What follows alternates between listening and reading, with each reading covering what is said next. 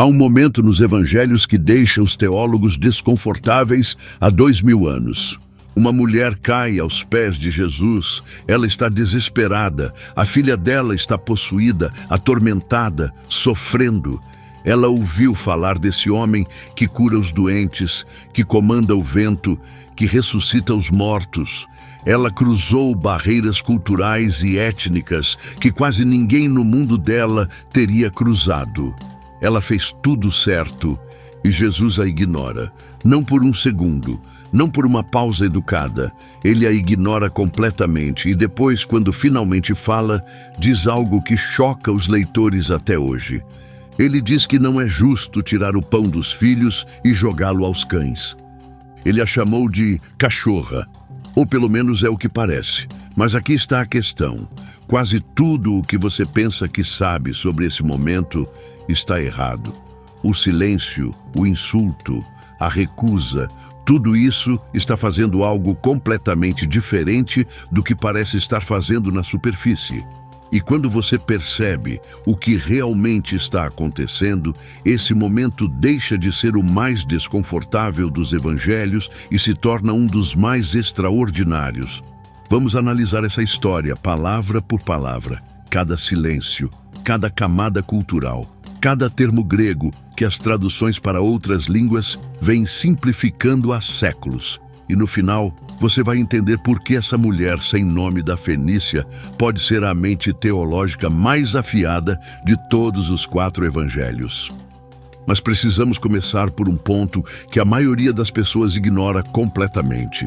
Precisamos começar pelo motivo de Jesus estar naquela região, porque esse contexto muda tudo o que vem depois. Para entender o que acontece nessa história, você precisa entender o que aconteceu no dia anterior. Mateus, capítulo 15, não começa com um ensinamento tranquilo numa colina, mas com um confronto. Uma delegação de fariseus e escribas viajou de Jerusalém especificamente para desafiar Jesus.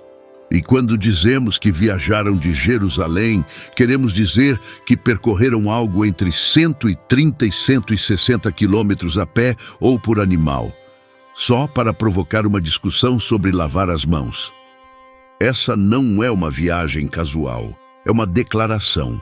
O estabelecimento de Jerusalém considerava Jesus importante o bastante e ameaçador o bastante para enviar seus melhores representantes para observá-lo, testá-lo e, se possível, desacreditá-lo diante dos seus seguidores. A queixa específica deles é sobre pureza ritual. Os discípulos de Jesus comem sem realizar a lavagem cerimonial das mãos que os fariseus exigiam. No mundo da prática religiosa judaica do primeiro século, isso não era uma questão menor de higiene. Tocava em questões profundas sobre santidade, sobre quem era puro e quem não era, sobre as fronteiras entre Israel e o mundo gentio. Os fariseus eram, de muitas formas, os especialistas nessas fronteiras. Todo o projeto deles girava em torno de manter a pureza de Israel num mundo dominado por Roma. Não eram pessoas más. Eram pessoas sérias e devotas que tinham construído um sistema elaborado para manter a comunidade da aliança intacta sob enorme pressão cultural. E Jesus os desmonta diante de todos. Ele os chama de hipócritas. Cita Isaías diretamente para eles, dizendo que esse povo me honra com os lábios, mas o coração deles está longe de mim. Diz às multidões que não é o que entra na boca de uma pessoa que a contamina, mas o que sai do coração. Ele não está apenas discordando de uma regra, está puxando o alicerce de todo o projeto teológico deles.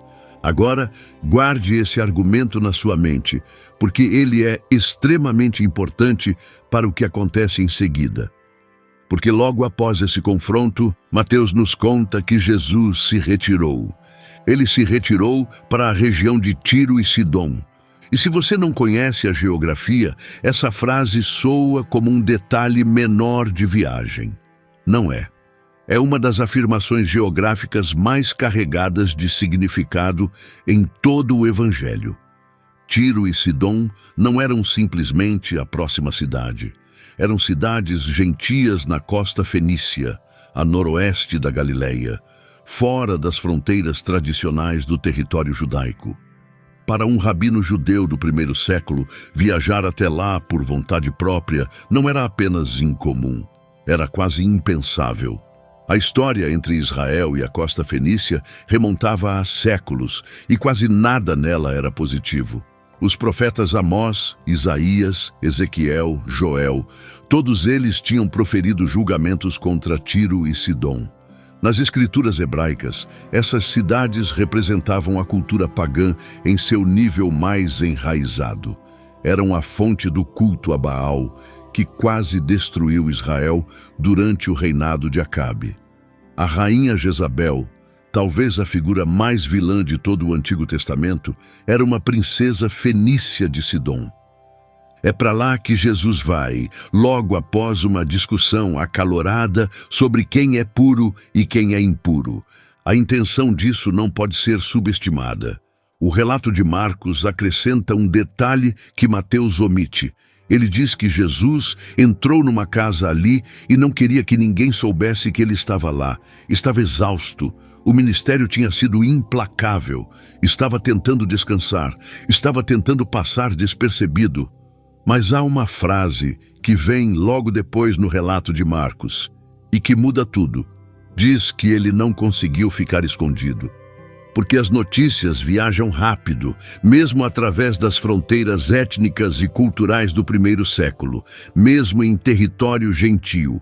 A história desse mestre da Galileia, que curava os doentes e expulsava demônios, já tinha se espalhado muito além das fronteiras de Israel. E alguém estava esperando. Mateus a chama de mulher cananeia. Pare um momento com isso, porque Mateus está fazendo uma escolha deliberada e provocadora com essa palavra. No primeiro século, os cananeus, como povo, já não existiam havia centenas de anos. Tinham sido absorvidos pelas culturas vizinhas muito antes de Jesus nascer. Ninguém no mundo romano se chamava cananeu. Esse rótulo tinha desaparecido do uso cotidiano. Então, por que Mateus o usa? Porque ele está escrevendo para um público judaico-cristão que teria sentido o peso dessa palavra imediatamente. Nas escrituras hebraicas, os cananeus são o inimigo. São o povo que Israel deveria ter expulsado da terra. São a fonte da idolatria, do sacrifício de crianças e de tudo o que se opunha ao Deus de Israel. Chamar essa mulher de cananeia era como Mateus puxar o rótulo mais extremo possível para uma pessoa de fora e aplicá-lo a ela. Ele quer que seus leitores sintam cada camada da condição estrangeira dessa mulher. Quer que entendam que, por qualquer medida possível, ela não tem nenhuma legitimidade para se aproximar de Jesus. Nenhuma história, nenhuma aliança, nenhum direito. Marcos, escrevendo para um público diferente, a chama de Ciro-fenícia, de origem grega. Esse rótulo é mais preciso geograficamente, mas cumpre um papel semelhante. Ela é gentia, fala grego. Pertence à cultura helenística dominante que se espalhou pelo Mediterrâneo desde Alexandre, o Grande. Está o mais distante possível da comunidade da Aliança de Israel. E ela vem gritando, isso não é linguagem dramática. A palavra grega que Mateus usa, krasain, significa clamar em voz alta e com urgência. É usada em outras partes dos evangelhos para descrever endemoninhados, cegos à beira da estrada, pessoas em estados de desespero extremo. Essa não é a voz educada de alguém pedindo uma audiência.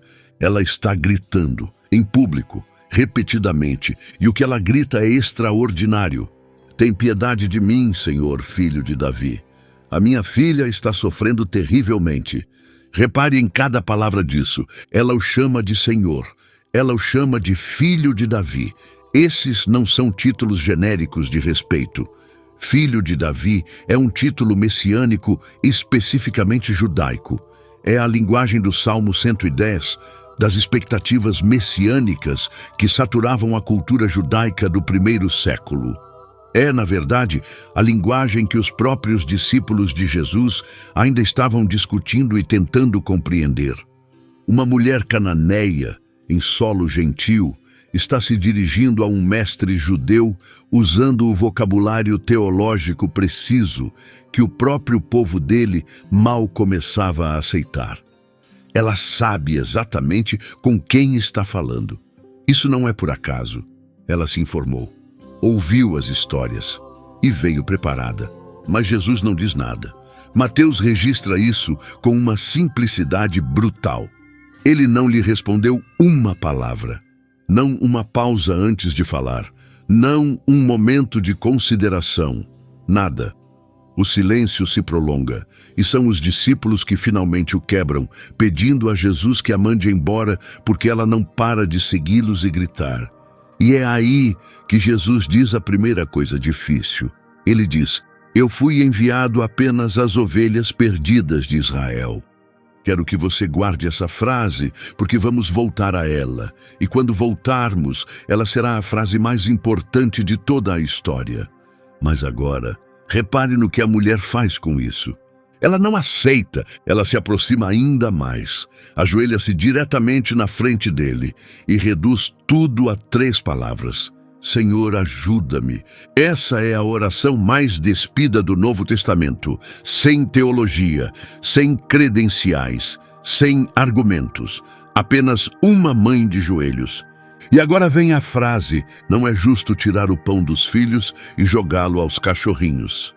2000 anos de leitores pararam diante dessas palavras. E aqui está a primeira coisa que você precisa entender, algo que a maioria dos leitores não percebe porque está escondido numa decisão de tradução que ninguém destaca. A palavra grega que Jesus usa não é a palavra para cães selvagens. No primeiro século, havia 2 palavras completamente diferentes para cão em grego. A primeira era kion, que se referia aos cães selvagens que viviam nas ruas das cidades antigas. Eram animais perigosos, que carregavam doenças. Ninguém os queria perto de casa, ninguém os alimentava de propósito. Quando mestres judeus usavam a palavra kion para se referir aos gentios, o que alguns deles faziam era o insulto mais duro que a língua permitia. Jesus não usa essa palavra. A palavra que ele usa é kinária. É uma forma diminutiva. Em grego, os diminutivos costumam carregar uma suavização afetiva.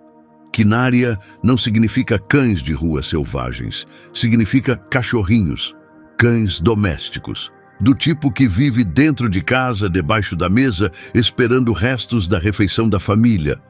Esse não é um detalhe gramatical irrelevante, é a chave que abre toda a conversa. Jesus não está comparando essa mulher a um animal selvagem e doente da rua. Ele está colocando-a dentro da casa, debaixo da mesa, presente na refeição. Ainda não comendo dela, mas ali, no cômodo, parte da cena. E a mulher percebe isso na hora. Ela não recua, não desaba em lágrimas, não vai embora humilhada. Ela pega a imagem exata que Jesus colocou diante dela e faz algo tão afiado com ela que as maiores mentes teológicas de todos os séculos desde então pararam para admirar. É verdade, Senhor, mas até os cachorrinhos comem as migalhas que caem da mesa dos seus donos. Deixe-me mostrar o que ela acabou de fazer. Jesus apresentou uma metáfora com um interior e um exterior bem claros. Filhos à mesa, cães no chão. Israel recebendo o pão, gentios excluídos. Ela aceitou todos os termos da metáfora sem discutir. Não contestou que havia uma mesa, não reivindicou o direito de se sentar nela, não exigiu igualdade. Ela encontrou a única coisa que a metáfora não tinha previsto. Se os cães estão debaixo da mesa, eles não estão fora da casa, estão no lar. E em qualquer lar, migalhas caem. Não porque os filhos compartilham de propósito, mas porque é assim que as refeições funcionam. O que transborda, o excesso, os pedacinhos que caem enquanto os filhos comem em abundância, esses chegam aos cães. Ela não está pedindo a Jesus que prive Israel de nada. Ela está pedindo o que cai naturalmente da abundância. Ela está dizendo: a sua missão a Israel não precisa parar por minha causa. Não estou pedindo que você deixe a mesa, estou pedindo o que cai enquanto você está sentado nela. É uma das maiores jogadas retóricas de toda a literatura antiga. Ela pegou exatamente o argumento que parecia excluí-la e o transformou no argumento para ser incluída. E Jesus não tenta recuperar a posição, ele cede completamente. Mulher, grande é a tua fé, que se faça como desejas. E a filha dela foi curada naquele momento. Mas aqui está o que eu quero que você guarde, porque ainda não terminamos com essa palavra de Jesus. Essa expressão, grande fé, é um dos elogios mais específicos em todo o Evangelho de Mateus. Ele não o distribui livremente. Na verdade, se você percorrer todo o livro de Mateus, essa expressão exata, megalipistis, aparece apenas 2 vezes. Uma vez aqui e outra no capítulo 8, quando um centurião romano, outro completo estrangeiro, outro gentio sem direito de aliança, se aproxima de Jesus e diz algo que o faz parar imediatamente. Nos 2 casos, a pessoa com a maior fé na história não é judia. São pessoas de fora, pessoas sem posição oficial, sem pertencimento herdado, sem credenciais. Mateus está construindo algo, e vamos seguir isso até o fim. Mas primeiro, precisamos lidar com a pergunta que está pairando desde o início dessa conversa. Jesus estava testando ela? Essa é a pergunta que divide estudiosos, pregadores e leitores comuns há 2000 anos.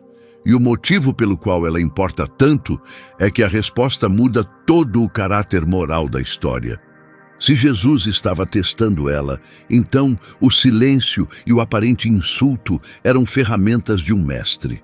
Deliberados, controlados, com o objetivo de revelar algo que ela já possuía. Uma encenação de rejeição, feita para tornar visível a fé dela. Se Jesus não estava testando ela, então algo mais estranho e mais desconfortável estava acontecendo. Algo que toca nas questões mais profundas sobre quem Jesus era e o que a encarnação realmente significa. Vou apresentar as 3 posições principais, porque cada uma revela algo verdadeiro. A primeira e mais antiga interpretação é aquela na qual a maior parte da teologia cristã tradicional se firmou. Jesus sabia desde o início que curaria a filha dela. Toda a troca foi orquestrada. O silêncio foi calculado.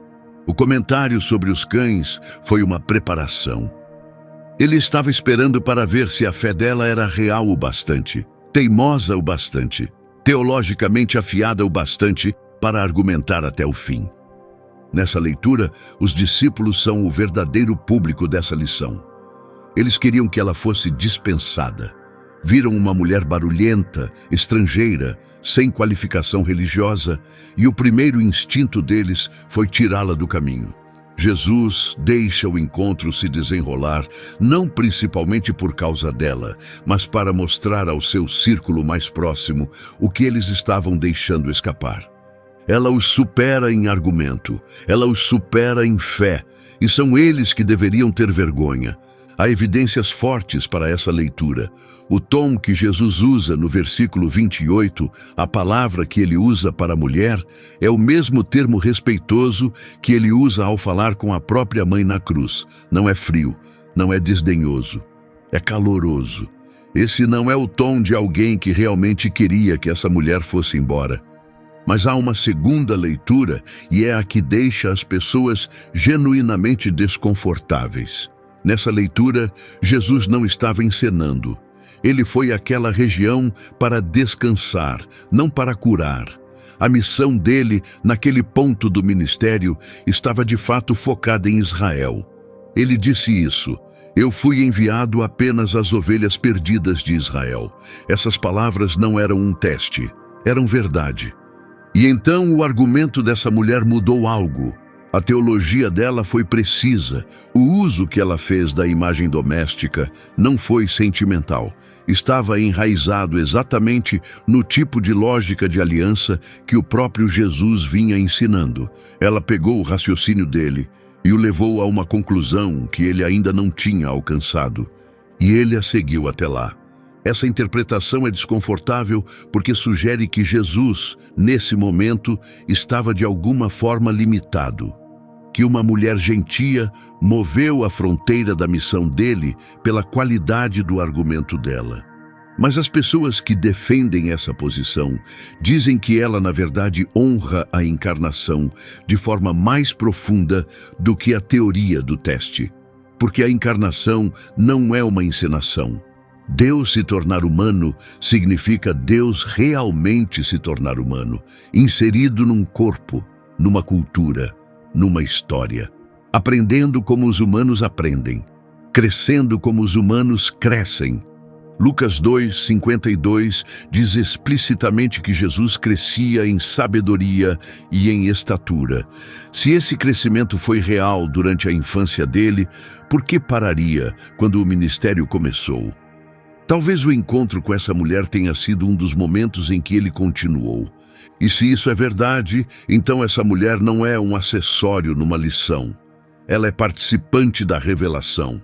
O argumento dela se torna parte da história de como o Evangelho se expandiu para incluir todos, incluindo nós. Agora guarde essas duas leituras, porque há uma terceira e ela vem de estudiosos que trabalham especificamente com contextos retóricos do primeiro século. Nessa leitura, o que parece uma recusa para nós, parecia algo completamente diferente para o público original. Na tradição rabínica do primeiro século, existia uma forma reconhecida de diálogo, na qual um mestre apresentava uma objeção para testar a seriedade e a profundidade do pedido de alguém. A objeção não era a palavra final, era um movimento de abertura, era um convite para insistir, e a qualidade da sua resposta determinava se o seu pedido seria atendido. Isso não era incomum, era um formato conhecido, um mestre que simplesmente atendia a todos os pedidos sem desafio não estava fazendo o seu trabalho. O desafio fazia parte do ensino. Os discípulos não entenderam isso. Viram a objeção e a interpretaram como uma porta fechada. Queriam acompanhar a mulher para fora antes que as coisas ficassem mais constrangedoras. Ela entendeu, ouviu a objeção e a reconheceu como uma abertura. Passou por ela com um argumento tão preciso que Jesus o reconheceu imediatamente, não com relutância, mas com o que soa muito como admiração verdadeira. Mulher, grande fé, que se faça como desejas. 3 leituras, cada uma iluminando algo verdadeiro. Vamos manter as 3 enquanto aprofundamos, porque o verdadeiro poder dessa história vive na tensão entre elas. Mas agora quero mostrar algo sobre a estrutura do Evangelho de Mateus que a maioria das pessoas que leem essa história isoladamente não percebe. A história da mulher cananeia não é uma ilha. Mateus a colocou num lugar específico do seu Evangelho por razões específicas, e quando você vê a arquitetura ao redor dela, a história se torna 3 vezes maior do que parecia à primeira vista. Aqui está a sequência que Mateus constrói no capítulo 15. Primeiro, a discussão com os fariseus sobre pureza ritual. Jesus desmonta toda a estrutura do puro e impuro que separava Israel do mundo gentio. Ele diz que não é o que entra numa pessoa que a contamina. Ele está derrubando a fronteira. Segundo, logo após fazer esse argumento, Jesus entra em território gentio. Ele não apenas ensina sobre a fronteira, ele a cruza. E a primeira pessoa que encontra ali é a pessoa mais amplamente impura que se possa imaginar pelos padrões que ele acabou de rejeitar. Uma mulher estrangeira, cananeia, gritando em público. Cada critério que o sistema farisaico teria marcado como contaminado. E ela tem mais fé do que qualquer pessoa que ele encontrou em Israel. Terceiro, após esse encontro, Mateus nos conta que Jesus subiu a um monte perto do mar da Galileia, e enormes multidões vieram até ele, coxos, cegos, mudos, aleijados, e ele curou todos, e eles louvaram na linguagem específica de Mateus, o Deus de Israel, Comentaristas notaram ao longo dos séculos que essa expressão é estranha se a multidão é judaica. Você não louva o Deus de Israel como se fosse uma descoberta nova, se ele já é o seu Deus. Essa linguagem é a linguagem de pessoas encontrando algo pela primeira vez. Essa é uma multidão gentia. E então Jesus os alimenta 4.000 pessoas, com 7 pães e alguns peixes. Agora volte ao capítulo 14. O que Jesus fez lá em território judaico? Alimentou 5.000 pessoas, com 5 pães e 2 peixes. Mateus está nos mostrando um paralelo, o mesmo ato de alimentar. Primeiro para Israel, depois para as nações. Primeiro dentro da aliança, depois fora.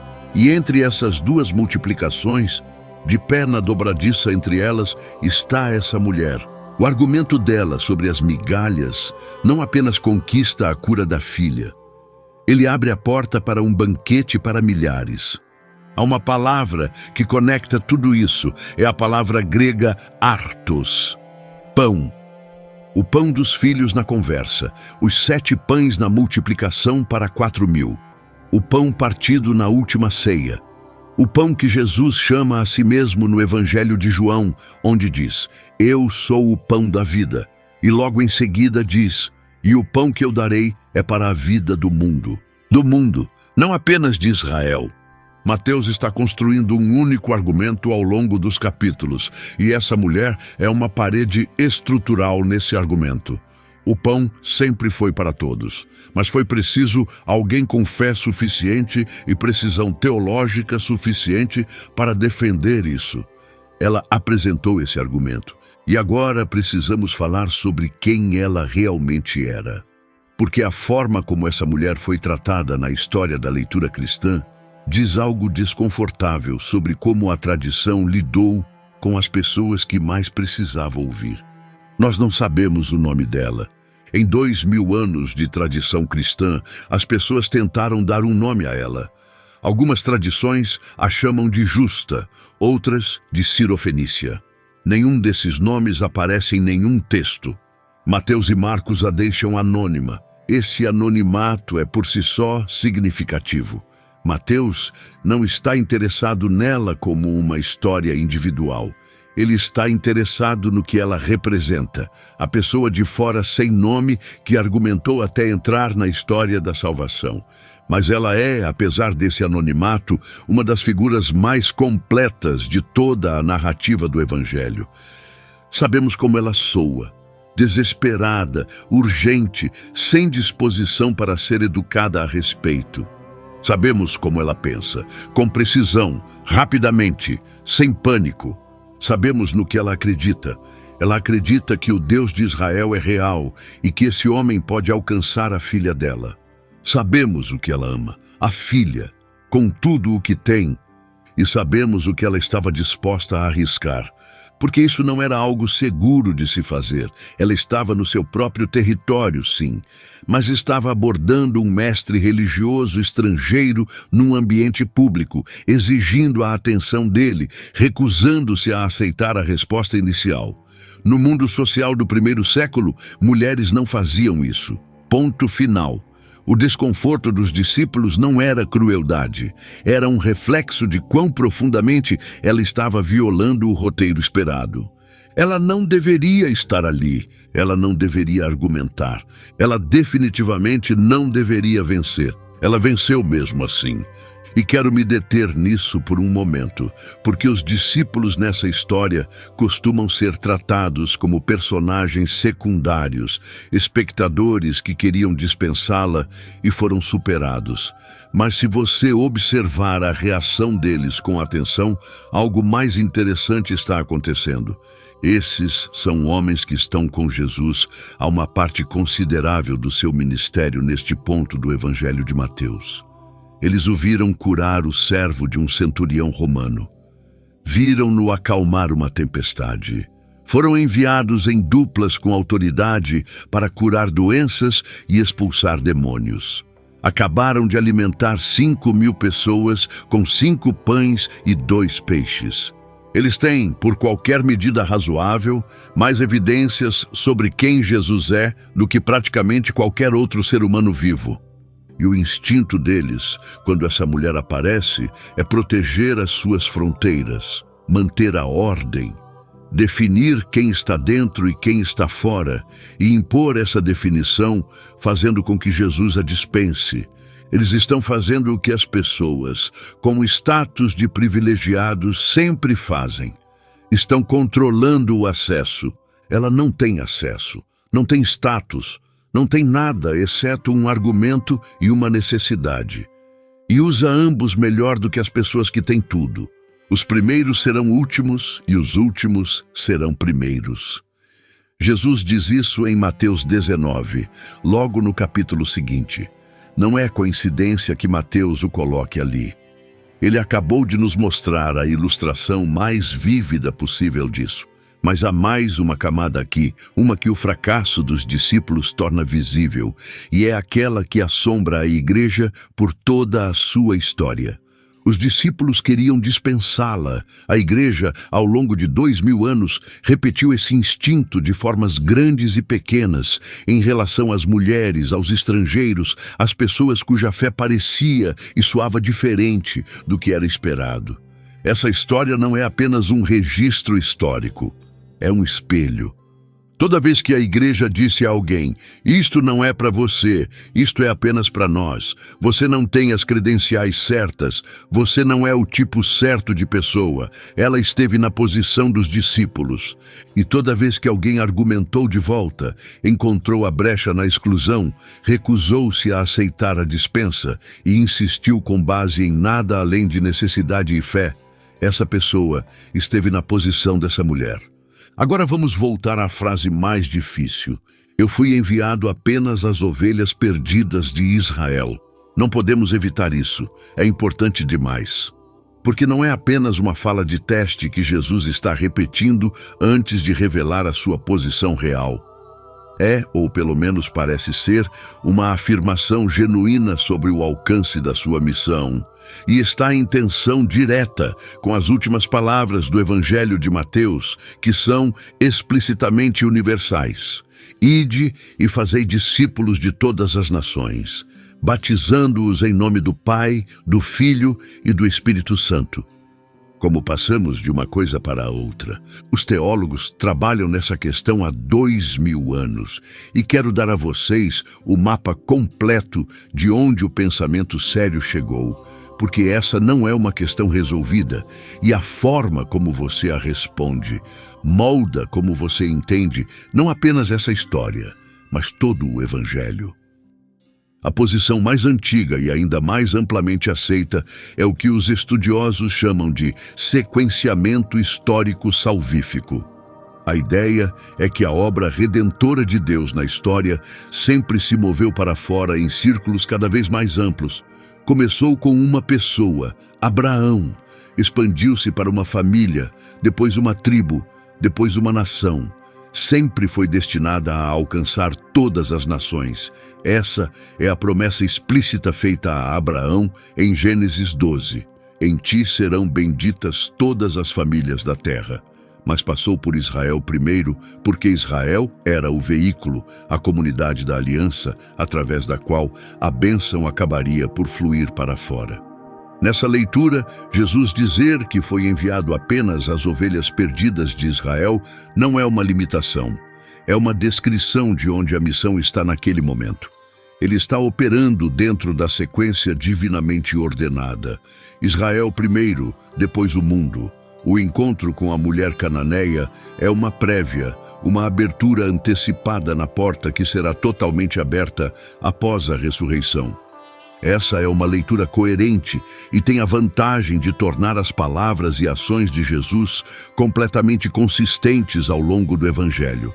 Mas há uma segunda posição que ganhou terreno significativo no último século, particularmente entre estudiosos que levam a humanidade da encarnação a sério. E ela começa com uma pergunta simples: o que realmente significa Deus se tornar humano? Não vestir uma fantasia humana. não operar dentro de um corpo humano, permanecendo fundamentalmente divino e não afetado pelas limitações desse corpo, mas realmente se tornar humano. Nascer num corpo específico, numa cultura específica, num momento específico da história. Pensar em aramaico, rezar os salmos que toda criança judia rezava, ser moldado pelas histórias, pelas expectativas, pelas feridas e pelas esperanças da Galileia judaica do primeiro século. Se a encarnação foi real, então a compreensão que Jesus tinha da sua própria missão foi moldada pelo mundo em que nasceu. Ele não chegou com um conhecimento completo de todas as implicações futuras já instalado. Ele aprendeu, ele cresceu. Lucas diz isso explicitamente. E se isso é verdade, então o encontro com essa mulher pode ser um dos momentos em que o alcance da missão dele se tornou mais claro. Em que o argumento de uma mulher gentia empurrou o seu próprio raciocínio teológico para além de onde ele mesmo o tinha levado. Ela não mudou a teologia dele, ela a completou. Pegou a lógica da aliança que ele havia herdado e ensinado. A promessa universal a Abraão, os salmos que falavam de todas as nações louvando a Deus, os profetas que tinham vislumbrado luz para os gentios e o pressionou a seguir essa lógica até a sua conclusão final. Ele seguiu, e vale a pena refletir sobre o que isso significa, se for verdade. Significa que essa mulher, sem nome da costa da Fenícia, não é apenas uma destinatária da graça. Ela é participante da revelação. A teimosia dela, a precisão dela, a recusa em aceitar um não que ela sabia que não era a palavra final, tudo isso se torna parte da história de como o Evangelho se expandiu para incluir todos os que viriam depois dela, incluindo cada pessoa assistindo a este vídeo agora. Isso não é pouca coisa. Agora, quero guiar vocês por algo que a maioria dos vídeos sobre essa passagem ignora completamente. E é a razão pela qual essa história continua gerando novas leituras há 2000 anos, em vez de se fixar numa interpretação única. Vou apresentar como 4 das maiores mentes teológicas da história cristã leram exatamente essa passagem. E quero mostrar não apenas o que concluíram, mas por que as diferentes conclusões revelam algo importante sobre a própria história. O primeiro é Agostinho de Hipona. Ele escreveu no século IV e chegou a essa passagem como alguém que passou décadas pensando na relação entre a Igreja e Israel e no mistério de por que a graça de Deus às vezes parece oculta ou atrasada. Para Agostinho, a mulher cananeia não é principalmente uma pessoa histórica. Ela é uma figura. Representa a Igreja dos gentios, toda a Igreja das Nações, vindo a Cristo de fora da aliança, sem nenhum direito herdado, possuindo nada além de necessidade desesperada e fé teimosa. A rejeição inicial dela, na leitura de Agostinho, é a experiência da Igreja na história. Deus parece ausente, a oração parece bater num teto, o silêncio se prolonga. E a questão é se a fé vai se manter durante o silêncio ou se vai desmoronar. Ela se mantém, a Igreja se mantém, e o que parecia rejeição acaba sendo preparação. Agostinho usou essa passagem especificamente para consolar pessoas que sentiam que suas orações não estavam sendo ouvidas. Ele disse: olhem para ela. Ela continuou. A aparente rejeição não era o fim da história. Era o teste antes da resposta. O segundo leitor é João Crisóstomo, escrevendo mais ou menos na mesma época que Agostinho. E Crisóstomo percebeu algo que Agostinho não percebeu, ou pelo menos não enfatizou. Ele notou a progressão na forma como ela se dirige a Jesus. Ela começa chamando Jesus de Filho de Davi. Esse é um título messiânico especificamente judaico. Ela está reivindicando uma conexão, por meio desse título, com a história da aliança de Israel.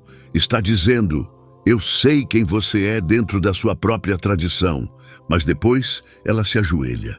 E não diz Filho de Davi de novo. Diz simplesmente Senhor. Crisóstomo leu isso como um movimento na fé dela. Ela entrou no encontro invocando Jesus através de uma identidade étnica e histórica particular.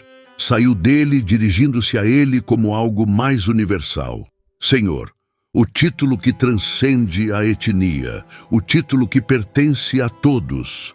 A fé dela, em outras palavras, cresceu durante o encontro. Ela chegou entendendo Jesus por uma perspectiva judaica. Partiu entendendo-o por uma perspectiva universal. Para Crisóstomo, esse movimento é o ponto central. Esta não é apenas uma história sobre uma mulher que conseguiu o que precisava. É uma história sobre como a fé se comporta quando está disposta a ir mais fundo do que a categoria com a qual começou. O terceiro leitor é Martinho Lutero, e o envolvimento dele com essa passagem é o mais emocionalmente cru de qualquer grande teólogo da tradição. Lutero escreveu um sermão sobre esse texto na década de 1520, durante um período em que ele mesmo estava enfrentando o que parecia um silêncio divino prolongado. O movimento dele estava sob pressão. A teologia dele estava sendo atacada, e na história dessa mulher, ele encontrou algo de que precisava pessoalmente. Ele chamou o encontro da mulher cananeia de a maior provação de fé em todo o Novo Testamento. Não os discípulos no mar tempestuoso, não o Getsêmani. Porque Lutero argumentou, o que torna a fé verdadeiramente difícil não é o sofrimento. O sofrimento é suportável. O que torna a fé verdadeiramente difícil é quando Deus parece dizer não. Quando o silêncio não é apenas ausência, mas aparente recusa. Quando a própria Escritura que promete graça parece ser usada contra você. Quando a resposta a Senhor, ajuda-me o pão dos filhos não é para os cães. Lutero disse que naquele momento todo o instinto humano diz: então Deus não quer me ajudar. Então eu deveria parar de pedir. Então a resposta é não. E a genialidade dessa mulher, na leitura de Lutero, é que ela se recusou a aceitar essa lógica. Encontrou, por baixo da aparente rejeição, uma promessa a qual podia se agarrar. Até os cachorrinhos comem as migalhas. Até o não contém um sim, se você estiver disposto a insistir o suficiente. Lutero a usou como modelo especificamente para pessoas em crise espiritual. Pessoas que sentem que Deus lhes virou as costas. Pessoas cujas orações batem num muro há anos. Pessoas que receberam todos os motivos para desistir. Ele disse: não desista. Não aceite o não aparente como a palavra final. Continue insistindo. Encontre a brecha no argumento. Passe por ela. A quarta voz que quero trazer a essa conversa não é um único teólogo, mas toda uma geração de estudiosos contemporâneos, particularmente aqueles que trabalham com abordagens feministas e pós-coloniais da interpretação bíblica. E eles disseram algo que a tradição anterior, com o seu foco no argumento teológico, em grande parte não percebeu. Disseram: essa mulher tinha um nome, tinha uma vida. Tinha uma filha que estava sofrendo. Era uma pessoa específica, de um lugar específico, com interesses específicos nesse encontro.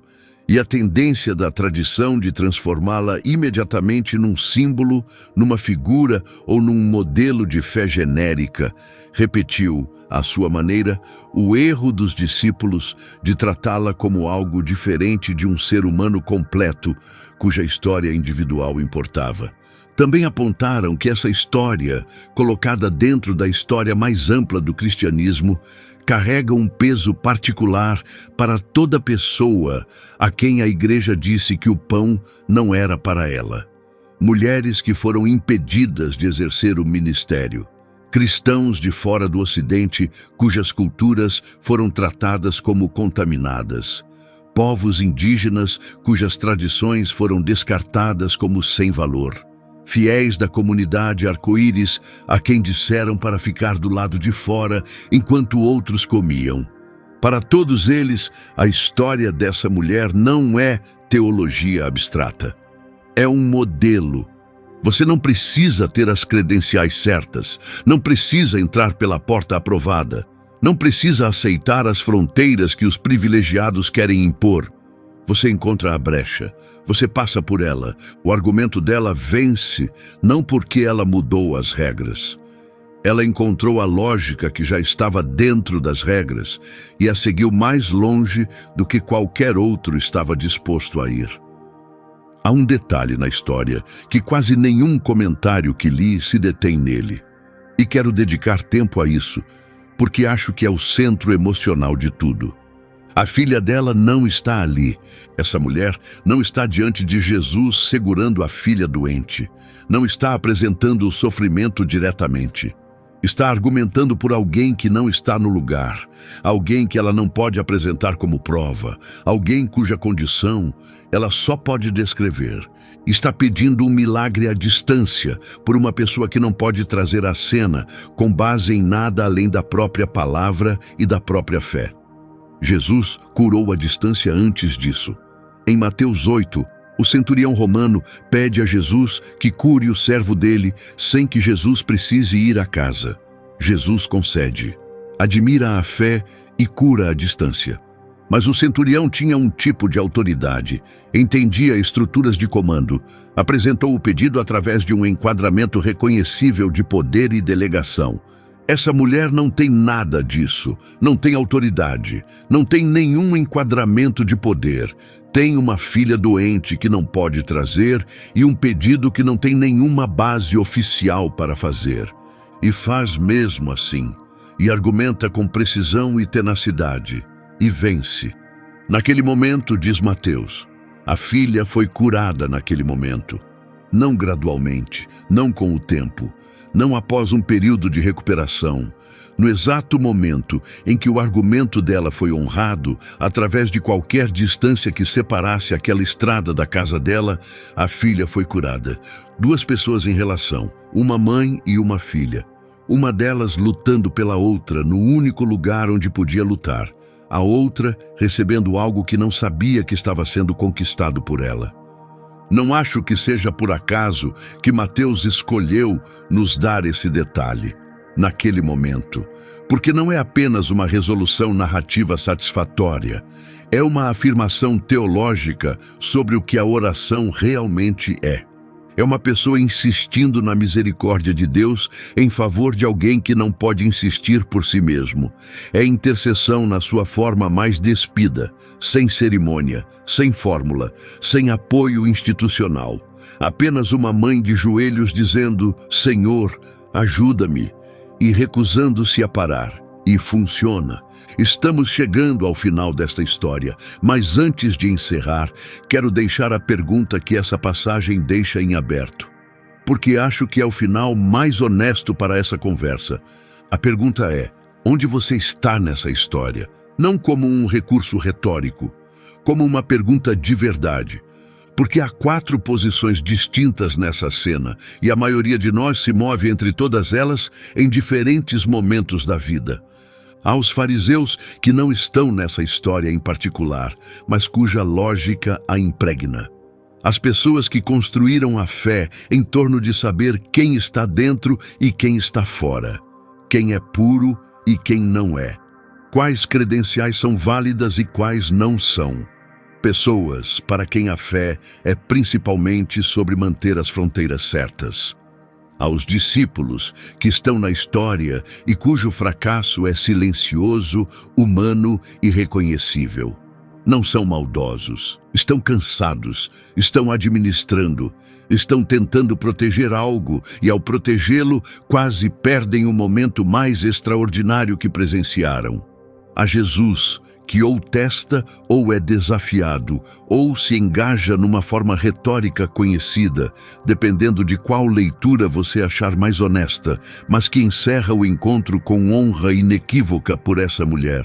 O que quer que estivesse acontecendo no silêncio dele, as palavras finais são claras. Grande fé, que se faça como desejas. E há a mulher, que tinha todos os motivos para ir embora.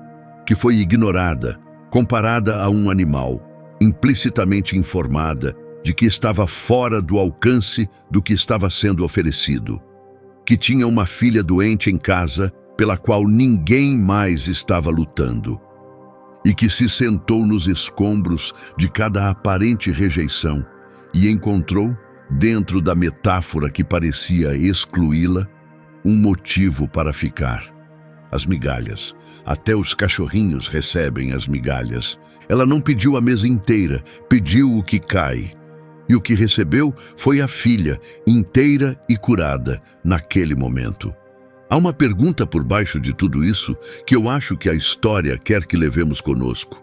Quando a porta parece estar fechada, você vai embora? Ou procura a brecha?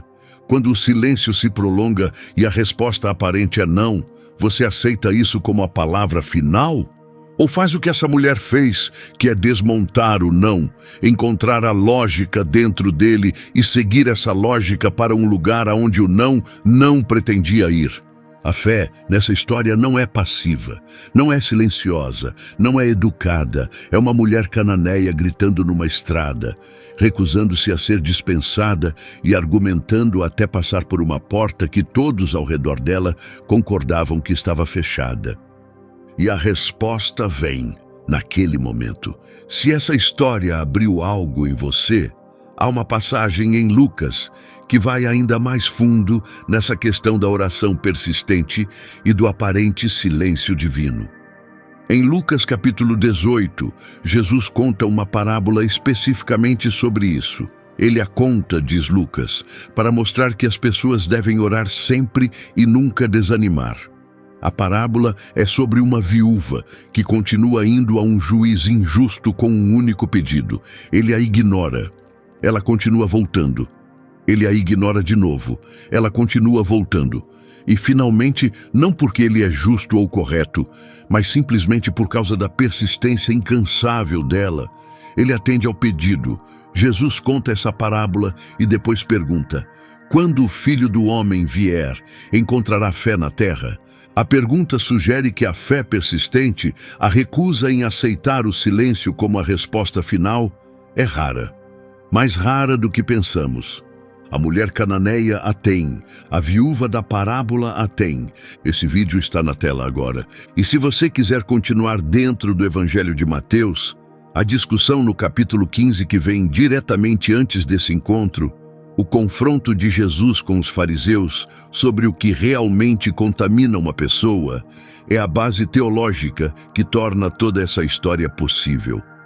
Sem aquela discussão, a vitória da mulher cananeia não faz sentido. Quando você percebe como eles se conectam, a arquitetura de Mateus se torna extraordinária. Essa análise vem a seguir. Inscreva-se para não perder.